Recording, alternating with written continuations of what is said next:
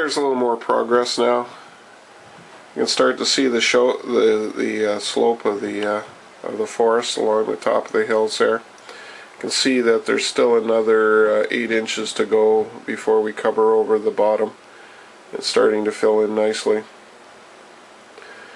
Right now, when I look at the full length here, we've gone about a quarter of the way along. So the progress is coming along here, Tom. What do you think about the height of the tree line here? Looking good, yes. Yeah, you see how it changes the whole perspective of your scene? Yes. Makes it much bigger. It looks like it goes farther towards the horizon.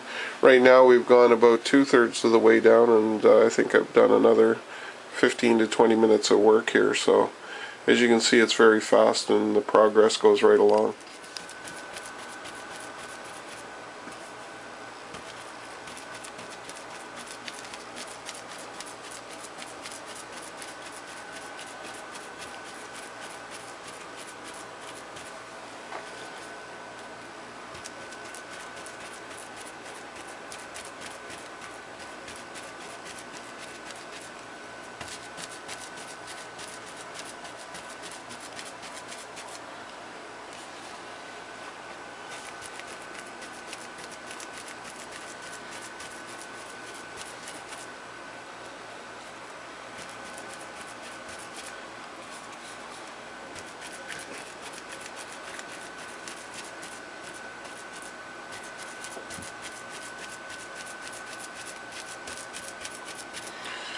And just happy little blob, blob, blob, blob, blob, blob, blob, blob, blob, blob, blob, blob, blob.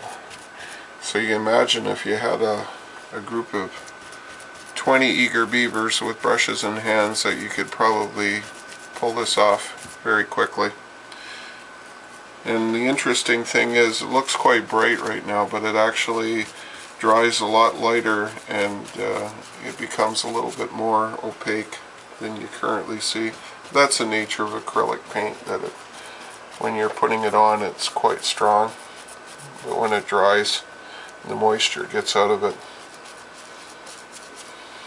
And I kind of like the idea of a little valley in there, so I'm just going to scrape that out. See how I'm scraping it out? And here's an S shape. By creating the S shape, you're going to create more depth in your scene. It makes it look like it goes farther back than it really does, and you can just extend that a little bit more, like so. Maybe a little bit up in there. There we go. Something like that. A little bit along there. And you've created a field away back there, getting closer and closer. And you can decide when you want to do that. It's rather random. There's no plan to this method. That way you don't have to have big discussions among people in your club. You just go with the flow, and everybody can say, I did that. That's my thinking. That's my random thinking. If you're an engineer, I recommend that you try very hard to think in terms of irregularities rather than having everything exactly the same all the way along. Make it as different as you can. It's not the easiest thing to do, but I think if anything they can assign you the blobbing strategy, and you can do it quite easily. It's getting quite light now. I think I need a little more black. I'll go get some. Now you can see that little field I had put in the back there. By putting these blobs in front, it pushes the scene back probably another couple miles, and that's the idea. And you can use darker paint, darker black, because your eye is not supposed to be drawn to the scene here. It's supposed to let your imagination, your brain fill in the fact that there is forests and trees and fields in your scene. Eventually I'll go back with some lighter colors there and just brighten that up so it'll pop a little bit more. But right now it's there just to give me an indication of where the scene is going to be. And I'm just filling in this mountainside. You can go change your color on your brush. Sometimes it's darker, sometimes it's lighter, but that's okay. Most of the light is facing the layout, so irregularities don't matter in terms of where you think the sun is. It's always over your shoulder basically, because the lights are in your aisleways. And so going dark to light You can tell basically where the light stops on the ceiling is a darker area. If you want to make it look more the same, you just use lighter colors, and it'll pop the shadowed areas on the layout. But that's a nice little dark hill there in front of the light hill, and that sort of makes this a sunny part of the valley. You can see in here, this is going, if you want it, you can add a little bit more darkness, and that just pops that area a little bit more. A little bit of striation, irregularity in the paint. Sometimes it gets a little blobby. If it does, just streak it out a bit.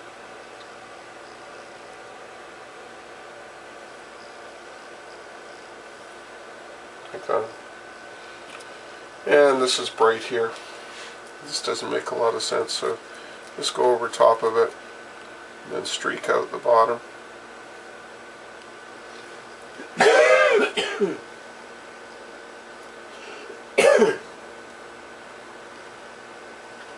go up a little bit in here. Make that a little bit less strong. Yeah, there we go. And keep firing along, blah, blah, blah, blah, blah, blah, blah, blah. I guess you've heard that before, but that's all it is. Anybody can do it, just blah, blah, blah, blah. I dare you to say you can't do this. It's all a case of confidence. If you don't think you want to do it on Buddy's layout to start with, just try it on a piece of foam or on a piece of masonite. You can even go to a dark colored black, it doesn't really matter. What if there's 3 mountains there then? Just makes it look like there's something that's farther away when it's lighter behind. And it's warmer and darker in this area anyway. Anyway, I gotta go get some yellow paint here, or we're gonna end up with pitch black mountains. You can see I've been working my way down the wall here, and I've got this open section here, and then you can see where I had finished painting some time before. I like to, as I'm getting closer to joining sections, to work towards the middle. That way I get the horizon line balanced. I think the other thing that's important too is to try to figure out a way to get these colors to look like it's continuous rather than stop and start. So how I do that is I kind of look at this color here, and I kind of want to try to make a match. That's a little light, so I'm going to add a little bit more there. That looks about the same. So when I start blobbing in the joining area, you notice how it's identical right on that corner there? And that's what you want to do. So it's just a case of matching the color, and as you can see, it's a good match.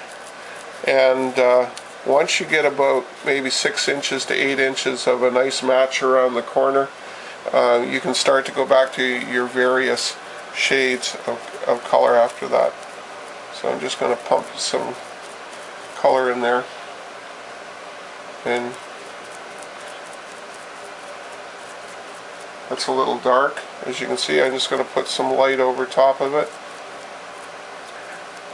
And if you want, you can create a little bit of a hill slope up there with no trees just by pushing it out like so. So it's just a hill with fields and no trees at all.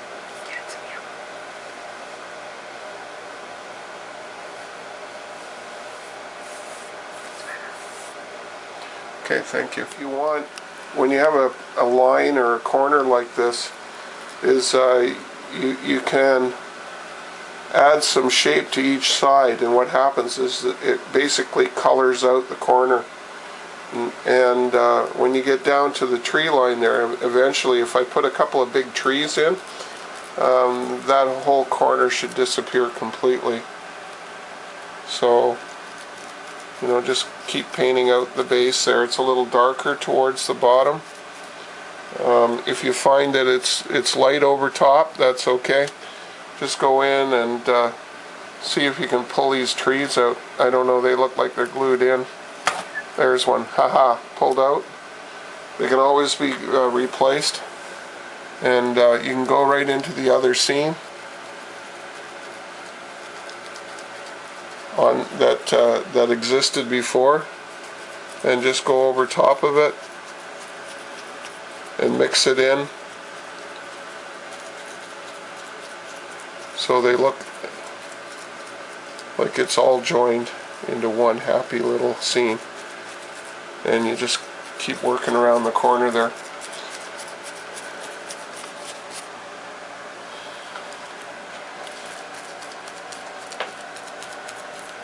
And you just keep blobbing along here and painting over.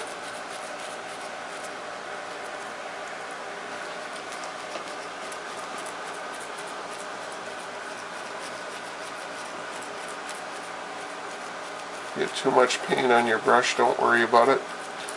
You can just keep coming right up over top of what you've done before, and it just creates more dimension. Makes it look like this field is way off in the distance.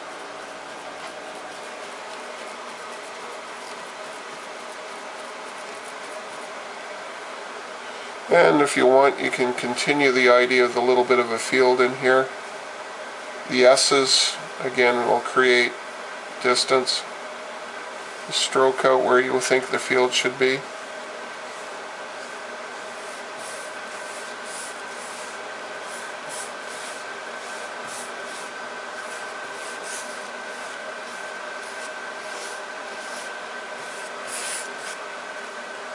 And then you can paint this out as part of the field all the way down.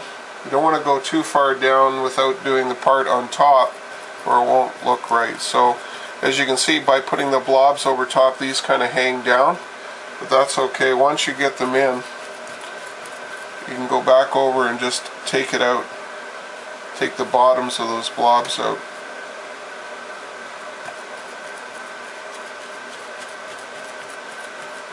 And now you've got a field. If you come a little bit more around straight on, you can see it.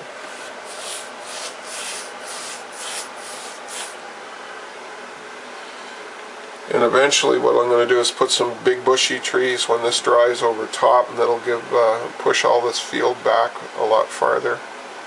You can put some black in there, put some yellow in there. Variation in color as it comes into the foreground. You can change the slope angles and make it look irregular.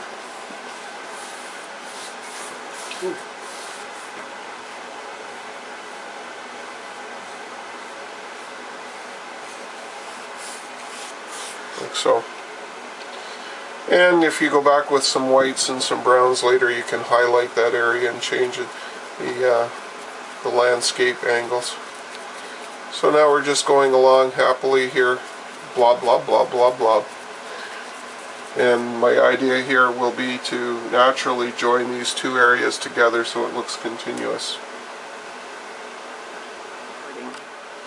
Okay, so what I'm going to do here is I'm just going to put some light in front of the dark, just to give you an indication of an effect that you can do.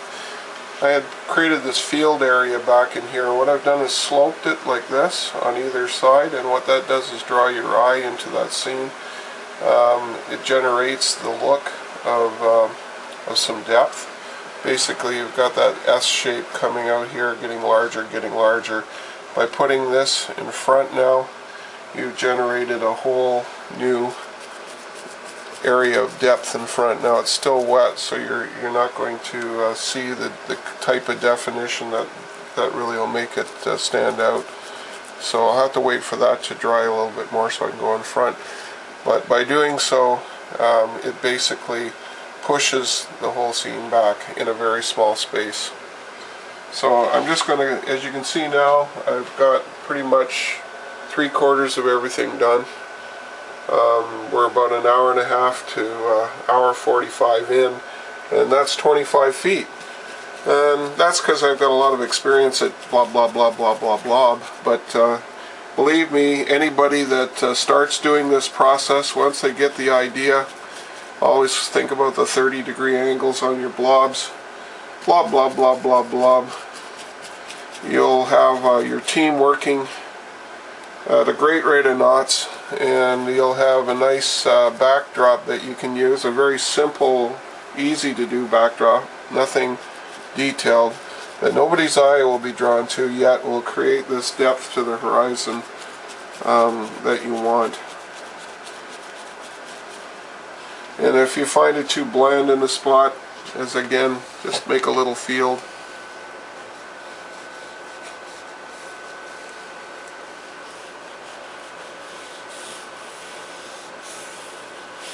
Just generate a little field there. Leave some light in it, just by putting straight yellow in over top of the green.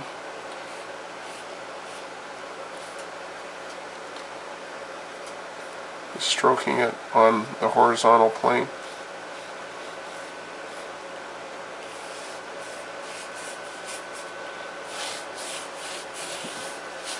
Watch out if there's little buildings in front, you don't want to clip those.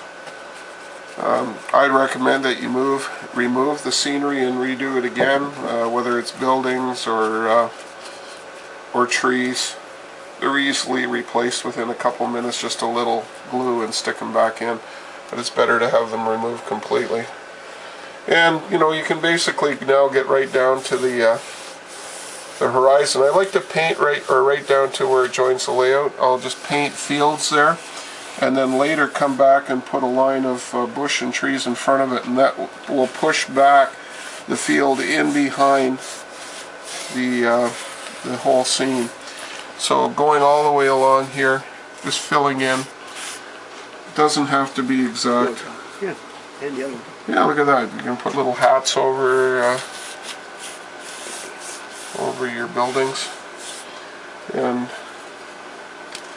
see, you just take the little hat with the, oh, that's not going to work, it's not, because I have to get in behind. Just be very careful, just pick a good angle and just scrub it out.